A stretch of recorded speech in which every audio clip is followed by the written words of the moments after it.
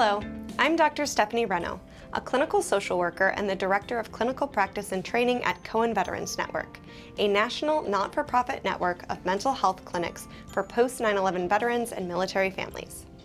Welcome to the CVN Measurement-Based Care Training Toolkit, a comprehensive set of training materials specifically designed to help you practice and implement measurement in a clinically meaningful way to enhance quality of care. In this video, you will see Dr. Chard use the Post-Traumatic Stress Disorder Checklist for DSM-5, or PCL-5. The PCL-5 is a 20-item self-report measure that assesses the 20 DSM-5 symptoms of PTSD. Dr. Chard uses the PCL to be most effective and targeted when doing cognitive processing therapy, but the PCL should be used with any client seeking treatment for PTSD. In this first scenario, you will see Dr. Chard use the PCL to identify specific symptoms that were maintaining the client's symptoms of PTSD. Hey Nora, session 10. How's it feel? It feels incredible that it's already session 10. Yeah, I'm sure. Well, let's look at the PCL, see how you've been doing. Okay. All right, so you've made some pretty strong gains in your re-experiencing your nightmares, things like that.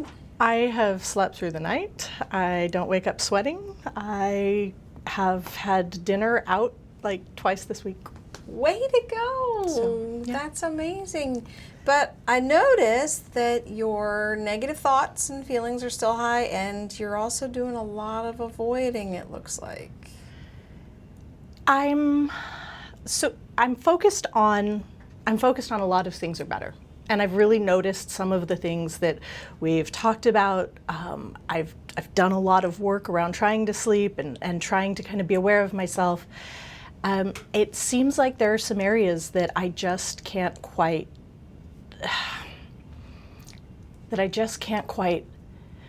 get to. I don't know how to explain it. In there. It's a big butt. Yeah, it's weird. I mean, I can feel growth, right? I can feel growth. Good. So I love that you're focusing on the positive, but it's almost like you're trying to excuse something else going on. So what is it that you're not getting to?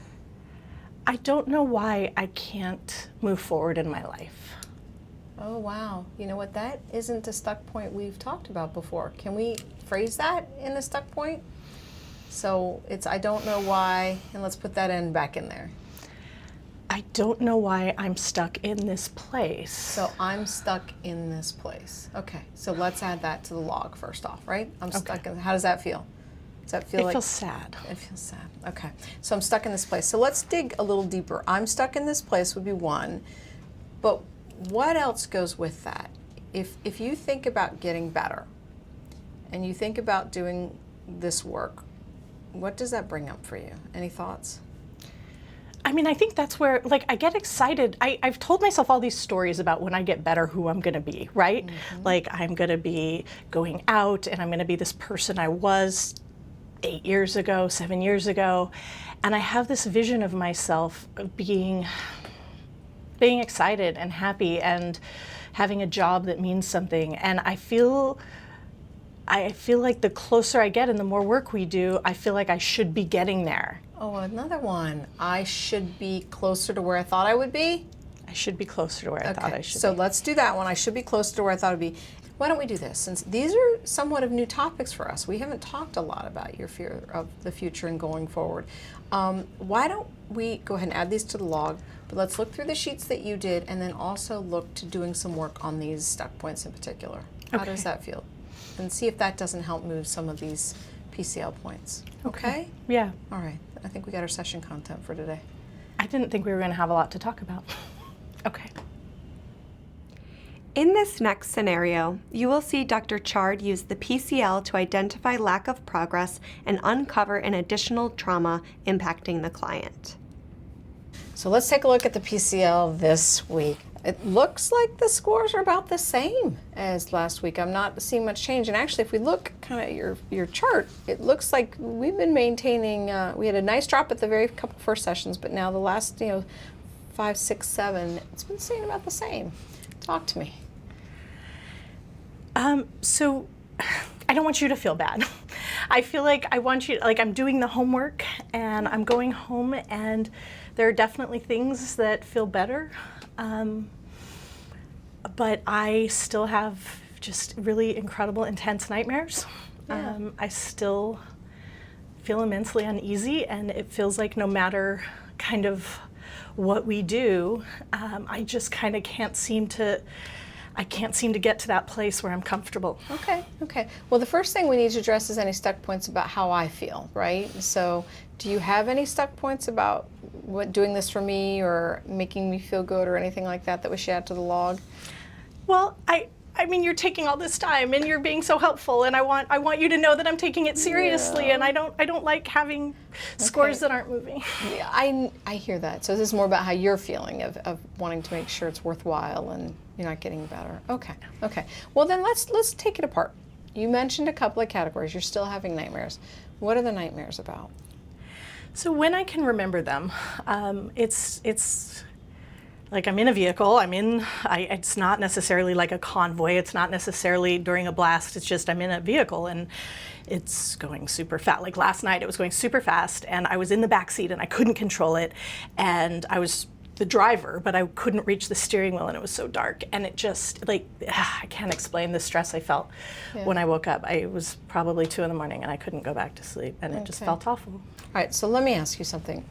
On your intake, and when we first did session 1 with the writing of the impact statement and trying to choose the worst trauma, you mentioned to me about a trauma that preceded your time in Iraq.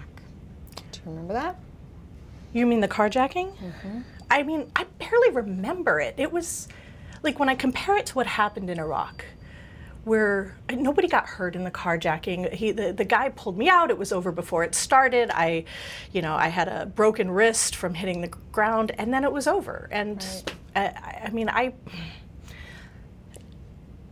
I guess, yeah. I mean, I guess we haven't talked about it much, but it doesn't seem like that. It doesn't seem like, I don't know. Sound like you're backtracking a little bit now. Could it be something that maybe we should try finding some stuck points about that earlier trauma, since it did precede the other one, and let's at least just see what's there. And if we put some stuck points on some sheets, you could then work on those. And let's see if it doesn't change some of the sleep and some of the avoidance, because you've done excellent work. And I've seen this week in, week out. Your sheets are great on the driving and everything that happened in the convoy. Can I ask you something though, Doc? When I think about what is a trauma, right? Like the IED, people died. Mm-hmm. Yeah. The carjacking, nobody died. Nobody. I mean, God, I don't even remember if he said anything. We know that at the time you told me you felt in fear for your life. Yes. Right? That you did not know what the carjacker was going to do, that you weren't sure what his motives were, you weren't sure you were going to be able to get out of the car or not. Yes. And when he threw you to the ground, you weren't sure if he was even going to run you over, and you had to roll out of the way. Right? So at the time, were you worried for your life? Yes. Yeah. So even though you know it didn't turn out that way, yes, no one died like they did in Iraq, at the time you were fearful. So I think that makes it a legitimate trauma for me, and it's time we at least give it a little bit of attention and see if that doesn't help. Okay? Okay. Yeah. Did you notice how Dr. Chard was able to use the PCL as a tool to be targeted and effective? The PCL is specifically helpful in treatment of PTSD when symptoms are often complex and interwoven. Now, let's observe Dr. Chard reviewing the PCL with a client when the client has completed the symptom report for present issues instead of in relation to a trauma. Let's take a look at this week's PCL. How's it looking here? I imagine it's looking like my boyfriend and I got in a huge fight last night. Really? So you think that has impacted your scores a little bit? So it definitely added to my stress level, and as I'm filling this out, I realize that I'm just still mad and I'm still stressed, and I feel it, and I think you might be seeing it. Okay, okay. Well, it sounds like we got some stuff to work on, and we'll definitely want to see if there's any stuck points that this fight brought up. But let me clarify something. Does that mean you think some of these scores are not actually how you're feeling about the trauma? Because you've done some pretty amazing work on those sheets, and that some of these are actually about the fight? I feel like a fair amount of it is probably actually about the fight. Okay, okay. Well, then that's a good thing in some ways because it means that you have gotten better and you're still getting better. So I tell you what we ought to do. Let's have you take a look at this PCL again, and why don't you alter the scores to fit the trauma, but then we can go back in and deal with any stuck points about the fight that you feel like we ought to touch on today. How does that sound? That's probably a good idea. Okay, so here you go. Did you notice how Dr. Chard validated the client's experience and feelings and assured her they would be addressed, all while clarifying use of the PCL so that treatment progress could be accurately tracked? Clinicians are often concerned about correcting a client's measure completion, but it is clear from this demonstration that it can be done in an empathetic and validating way. For the measures to be useful, it's essential that they are completed in the way they are intended. Now, let's take a look at how Dr. Chard has two important conversations that are common in treatment. In both cases, Dr. Chard is able to use the client's PCL to demonstrate progress and open the door to meaningful discussion. In this first conversation, the client is fearful of termination despite having made incredible progress. Laura, session 9. Let's take a look. Okay. Wow, your scores have come down even more from the week before. I think you dropped another 5 points. You were just doing such great work. It feels good. Does it? It feels good. Good. I'm glad. I noticed that the area that we're still seeing some thoughts, though, is this kind of cognitive piece and some negative thoughts about yourself. What's this about? I mean, a lot of it is like lately, especially around school and getting my nursing school application off and trying to get it, moving forward. I find myself really worried that it's not going to work out. Okay, so when you say it's not going to work out, what's the it's? The moving forward, the getting on in new directions, I guess. Okay. Trying new things and. Well, let's see if we can find a stuck point about this. So we know that we're ending therapy, right, in 3 more sessions. Do we really have to, though? Well, let's address that. Tell me why you think we should continue to do therapy after that, being that you already are below the cutoff for PTSD. There is such a strong likelihood of me failing at this. Okay, so let's find some stuck points. So I'm going to fail at this. What's the this? I'm not going to get into school, and if I do get into school, I'm going to have a meltdown. I'm going to be the basket case in class. Okay, I'm going to have a meltdown. I'm going to be a basket case. I'm going to fail at this. Okay, so again, those are things that we can address on sheets. Now, what about just therapy? What about therapy ending? Any stuck points about that? Well, I mean, like, when you look at those scores and how much better things have gotten, there's no way that's going to stay that way when I get out. There's no... So this isn't going to last? No. Is that the big one? It's not going to last. It's not going to last. Okay, so let's do that. Let's start with the sheet on it's not going to last, and then what we can do is find the rest of them that you have about I'm going to have a meltdown, I won't know what to do. Let's put those on sheets, and we'll add those to what you're already going to do for homework because they kind of fit in with our topic for this week, okay? Did you notice how Dr. Chard was able to use the client's own report on their PCL to engage in effective conversation about treatment progress? Let's see her use that same tactic again, this time in a conversation with a client that is not engaging in the home practice that is part of their treatment. Let's take a look and see how the week was.